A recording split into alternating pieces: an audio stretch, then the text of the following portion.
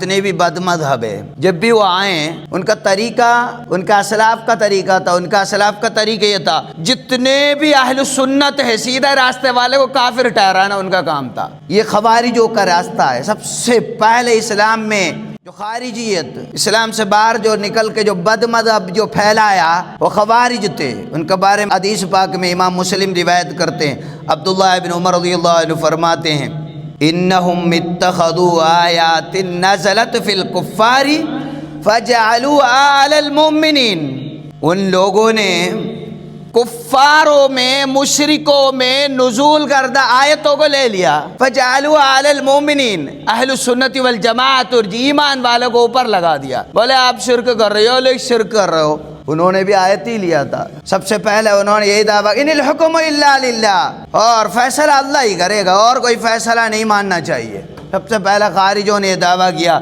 جو اللہ کے علاوہ فیصلہ بنائے گا وہ مبتدی ہے، وہ نکل گیا اسلام سے، انہوں نے دعویٰ کیا۔ تو ان کا طریقہ ہے، خوارجوں کا طریقہ ہے جو اہل سنت والجماعت کے جتنے بھی لوگوں کو کافر ٹھہرانا۔ عنقریب 11-12 صدی میں عبد الوہاب النجدی جب آ گیا، عبد الوہاب النجدی نے بھی انہوں نے بھی یہی دعویٰ کیا ہے سب مشرک ہے یہ۔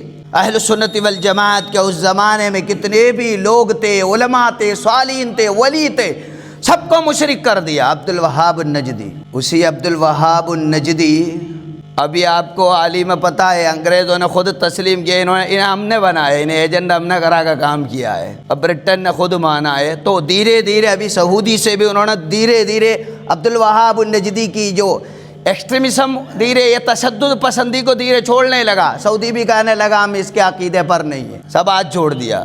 وہ ایکسٹریمسٹ تھے، شدت پسندی والے تھے۔ اسی عبد الوہاب النجدی کا دعوے کو اس ہندوستانی سرزمین پہ اب اس کے ایک کتاب تھا، توحید نامے کی کتاب ہے، عبد الوہاب النجدی نے لکھا ہے۔ تو اب کسی کو اسے پڑھتے اچھا لگا، انہوں نے سوچا کہ ہم بھی لکھتے کچھ نئے ہی کرتے ہیں۔